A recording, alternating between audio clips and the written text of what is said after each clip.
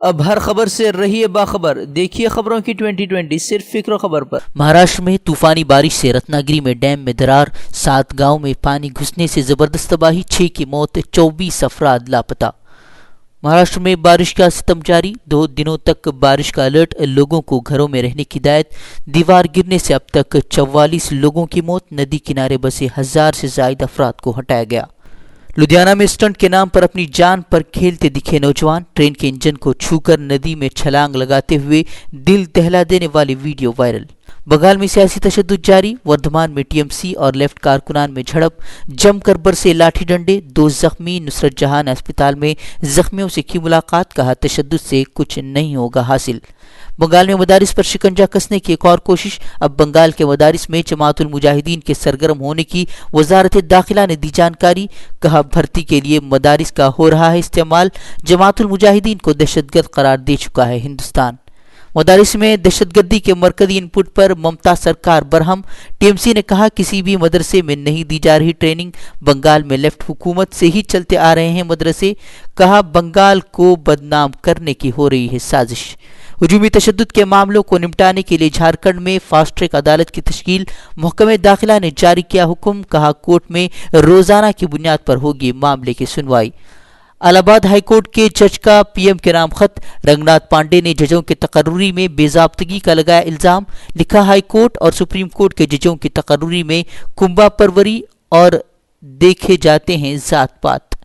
عازمین حج کی پہلی فلائٹ آج دہلی سے ہوگی روانہ، سعودی عرب کی جانب سے کوٹا بڑھانے کے بعد امسال ریکارڈ 2 لاکھ عازمین حج سفر حج کے لیے بھریں گے پرواز۔ آئی ایم اے فراڈ معاملہ، منصور خان کے خلاف ای ڈی نے جاری کیا دوسرا سمن، جلد ہی غیر ضمانتی وارنٹ جاری ہونے کا امکان، حلال سرمایہ کاری کے نام پر 2000 کروڑ کا چونا لگا کر ہو چکا ہے فرار۔ پرانی دہلی میں معمول پر لوٹے حالات، آج سے کھلی سبھی دکانیں، دونوں مذاہب کے رہنماؤں نے تنازع کو آپسی رضامندی سے کیا حل، پارکنگ کو لے کر ہوئے جھگڑے کو شرپسندوں نے فرقہ وارانہ رنگ دینے کی کوشش کی تھی۔ ایس پی لیڈر ابو عاصم اعظمی نے اٹھایا موب لنچنگ سے اموات کا معاملہ، کہا مودی کے دوبارہ اقتدار میں آنے سے بڑھے ہیں ہجومی تشدد کے واقعات، ہجومی تشدد کو دہشت گردی ایکٹ کے تحت لانے کا مطالبہ کیا۔ او بی سی کی 17 ذاتوں کو ایس سی کی فہرست میں شامل کرنے کے معاملے میں یوگی اور مودی سرکار آمنے سامنے، مرکزی وزیر تھاور چند گہلوت نے یوگی سرکار کے منصوبے کو غیر آئینی قرار دیا، کہا یہ معاملہ ریاستی حکومت کے دائرے اختیار میں نہیں آتا۔ راہل گاندھی کو استعفے سے روکنے کے لیے کانگریس کارکن کا سنگین اقدام، کانگریس دفتر کے سامنے پیڑ پر پھانسی لگا کر جان دینے کی کوشش کی۔ لیبیا میں مہاجر کیمپ پر فضائی حملے میں 40 افراد جاں بحق، 80 سے زائد افراد زخمی، حکومت نے باغی رہنما خلیفہ حفتر کی آرمی کو حملے کے لیے ٹھہرایا ذمہ دار۔ سری لنکا میں ایسٹر دھماکے کو روک پانے میں ناکامی، پولیس چیف اور سیکرٹری دفاع گرفتار، دھماکے میں 300 سے زائد افراد ہوئے تھے ہلاک۔ نائجیریا میں آئل ٹینکر دھماکے سے دل دہلا دینے والا حادثہ، 50 افراد آگ میں جھلس کر ہلاک، کئی لاشوں کی شناخت بھی ناممکن۔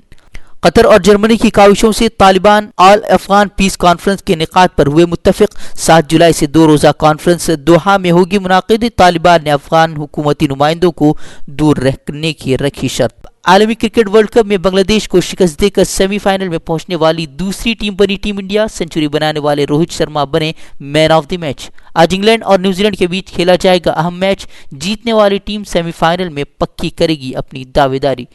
کرناٹکا اردو اکیڈمی کی جانب سے ایوارڈ حاصل کرنے والوں میں امسال پہلی مرتبہ بھٹکل کے 2 صحافیوں کا نام بھی شامل، اردو کی ترقی اور فروغ کے لیے خدمات انجام دینے پر مولوی عبداللہ دامدابو اور عتیق الرحمان شاہ بندری کو بنگلورو میں منعقدہ تقریب میں ایوارڈ سے نوازا گیا۔